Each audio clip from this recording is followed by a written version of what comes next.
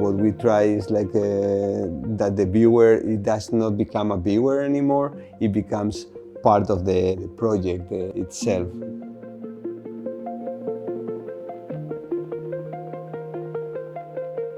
Nel 2023 il Museo Maxi ha deciso di allargare la propria collezione al design contemporaneo. Ad oggi è l'unica istituzione pubblica in Italia che si occupa di collezionare design contemporaneo. Riflettendo proprio sull'impatto che il collectible design sta avendo sulla creatività degli oggetti, abbiamo deciso di mettere il design al centro del museo e costruire un progetto pluriennale per cui ogni anno un designer verrà invitato a ripensare gli spazi del museo. Entrate invita designer contemporanei a sviluppare un progetto all'interno della hall del museo, utilizzando il design come un mezzo per ripensare quelli che sono i movimenti, i comportamenti, ma anche la relazione tra gli spazi che sono di solito funzionali all'accoglienza, ai flussi dei visitatori.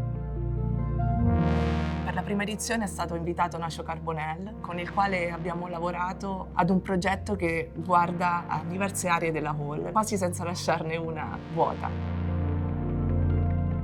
Memory in practice talks about the idea of like how the memory actually activate our creativity. When you will enter, you will find this kind of like a reconstructed tree, this pine tree cut and reconstruct from experiences that I had being growing up next to the Mediterranean. And this idea of like almost dressing the tree with the fishing nets, always very kind of like creating a landscape on where I grew up next to the sea.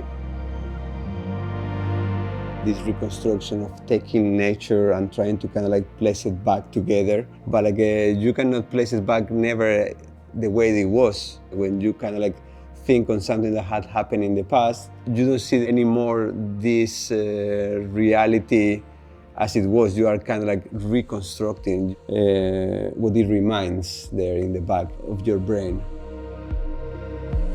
Con Nacio abbiamo lavorato su diverse scale, avendo degli oggetti molto grandi come l'albero centrale all'ingresso, ma anche degli oggetti più piccoli che sono poi gli oggetti da collezione, che però all'interno della hall diventano toccabili. L'idea di scegliere il design per ripensare gli spazi della hall è proprio perché queste opere sono come delle opere d'arte, ma possono essere toccate, usate, ci si può salire, ci si può sedere. In questo senso ha la capacità veramente di intervenire sul modo in cui il visitatore utilizza lo spazio pubblico del museo.